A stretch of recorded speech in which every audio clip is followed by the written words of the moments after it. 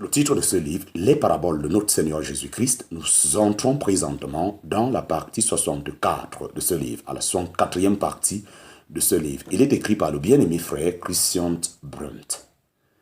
Chapitre 5 et suite, chapitre 5 et suite.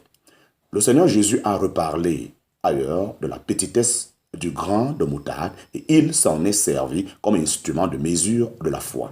Car en vérité, je vous dis, si vous aviez de la foi comme un grain de moutarde, vous diriez à cette montagne, transporte-toi d'ici là, et elle se transporterait, et rien ne vous serait impossible. En parenthèse, Matthieu chapitre 17, verset 20. Si vous aviez de la foi comme un grain de moutarde, vous diriez à ce mûrier, déracine-toi et plante-toi dans la mer, et il vous obéirait. En parenthèse, Luc chapitre 17, verset 6. On dit souvent que dans ces passages, le Seigneur compare la foi à un grain de moutarde et qu'en conséquence, la comparaison de Matthieu chapitre 13 indique aussi quelque chose de positif. Mais en y regardant de plus près, on s'aperçoit qu'il n'en est pas ainsi. Le Seigneur ne fait aucune comparaison entre la foi et un grain de moutarde. Il compare plutôt la foi avec une force secrète, plus forte que la dynamite, pour utiliser un mot moderne. Une toute petite quantité de cette force cachée, aussi petite qu'un grain de moutarde, pourrait provoquer un tremblement de terre et serait suffisante pour déplacer une montagne et transplanter un arbre. C'est aussi la pensée de la petitesse du grain de moutarde dont le Seigneur se sert et qu'on retrouve dans notre parabole. Effectivement, le royaume des cieux a commencé par quelque chose de petit, d'insignifiant dans ce monde. Il présupposait, dans sa forme secrète en parenthèse ou en mystère, le rejet du Messie par les Juifs. Certes, le royaume de Dieu était déjà présent dans la personne du Seigneur Jésus, mais pour le moment, et contrairement aux attentes juives, il ne devait pas paraître en puissance et en gloire. C'est la manière de voir les choses en Marc et en Luc où nous retrouvons cette parabole dans ces deux évangiles, en parenthèse, Marc chapitre 4, verset 30 à 32, Luc chapitre 13, verset 18 à 19. Christ était certes ici-bas, mais non pas comme souverain de son royaume. Il était là plutôt comme homme, dans l'humilité et l'abaissement, qui a l'intention précise de jeter un grain de moutarde dans son jardin. Tel a été le commencement de la chose. Tout à fait bon, mais petit et sans apparence. Les 120 du début du livre des Actes correspondent à cela, en parenthèse, Actes chapitre 1, verset 15. Nous pouvons penser à eux ici. Naturellement, ils ont aussi été le commencement de l'assemblée du corps de Christ, de la maison de Dieu, mais c'est une pensée différente de celle du royaume. Il est vrai qu'en ce qui concerne les personnes, l'assemblée et le royaume se recouvraient tous deux à l'identique au commencement. Même si le royaume des cieux et l'assemblée sont très différents l'un de l'autre quant à leur caractère, les personnes qui les formaient, dans les deux cas au commencement, étaient les mêmes.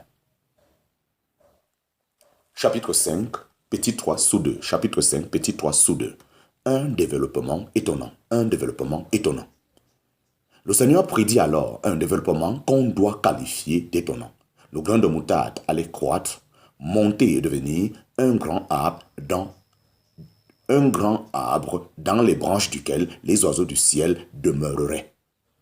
Il n'est pas question ici, pas plus que dans la parabole précédente, de savoir si l'homme a voulu cela.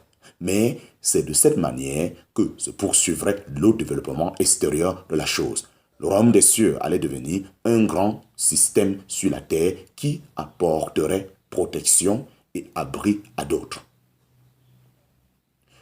On a objecté que si Christ a apporté la sémence dans le sol, le résultat du développement devrait aussi correspondre à ses pensées. Pourtant, l'Écriture sainte dépeint un autre tableau.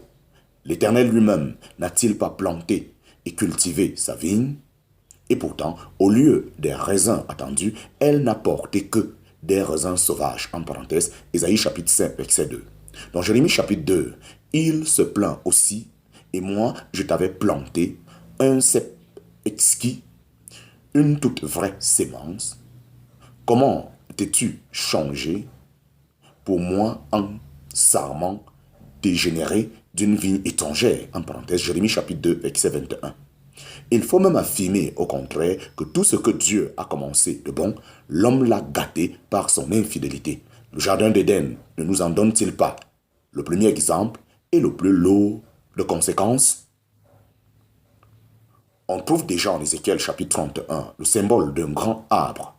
Dans ce passage, l'Esprit de Dieu compare la Syrie avec un grand arbre, un cèdre du Liban. Sous les branches puissantes de cet arbre, tous les oiseaux du ciel et toutes les bêtes des champs trouvaient refuge. C'est une description imagée de la grande puissance de ce royaume. Son caractère moral n'est pas en cause là. Il pouvait être aussi bien bon que mauvais.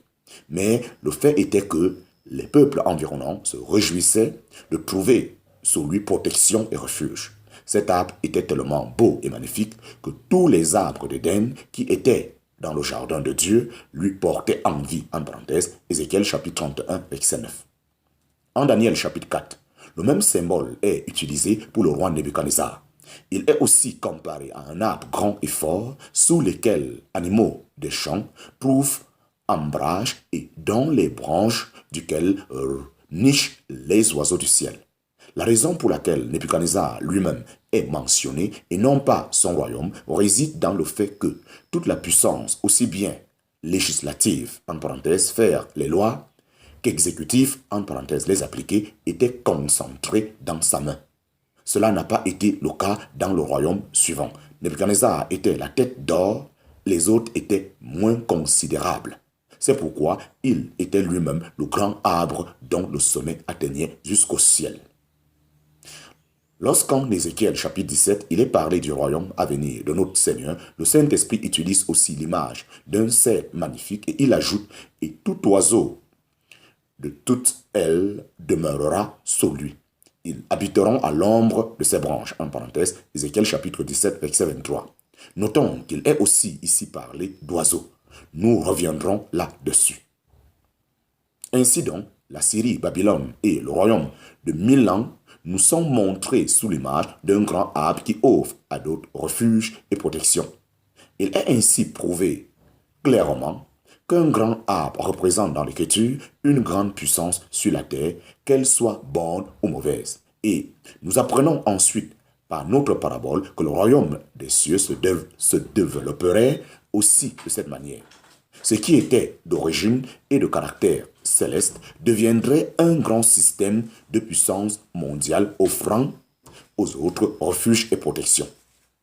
Ceci correspond dans l'histoire de l'Église à toute la période de Pergame, en parenthèse, Apocalypse chapitre 2, verset 12 et suite. Historiquement, cela a commencé avec l'empereur Constantin le Grand en l'an 312.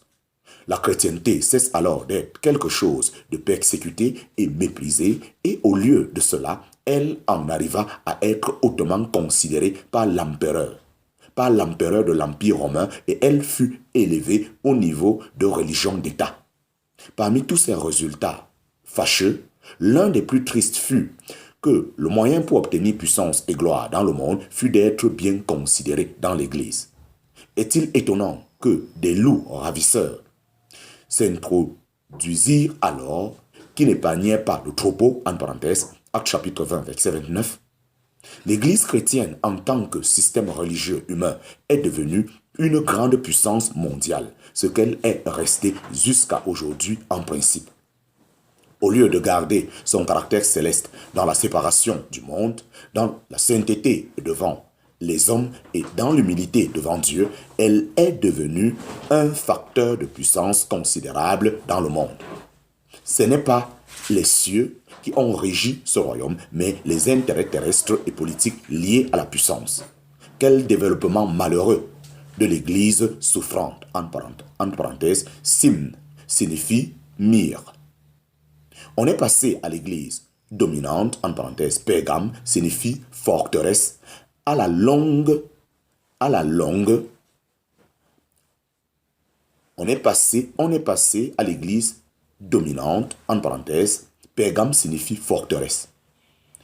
À la longue, elle est devenue un élément constitutif du monde. Le Seigneur n'avait-il pas dit au sujet de ses disciples, « Ils ne sont pas du monde, comme moi, je ne suis pas du monde. » En parenthèse, Jean chapitre 17, verset 16. Cependant, les grands systèmes de la chrétienté ont continué à prêter leur influence au gouvernement de ce monde et à faire mauvais usage du nom de Christ pour poursuivre leur but politique et étendre leur puissance. Enraciné profondément dans la terre, l'arbre a poussé ses branches bien loin dans le monde et nombreux sont ceux qui ont trouvé auprès de lui ombrage et refuge. Cet arbre grand et très large de notre parabole ne nous rappelle-t-il pas l'épine de la parabole de Jotam, en parenthèse, Juge chapitre 9? Il s'agissait justement et typiquement de régner sur, en parenthèse,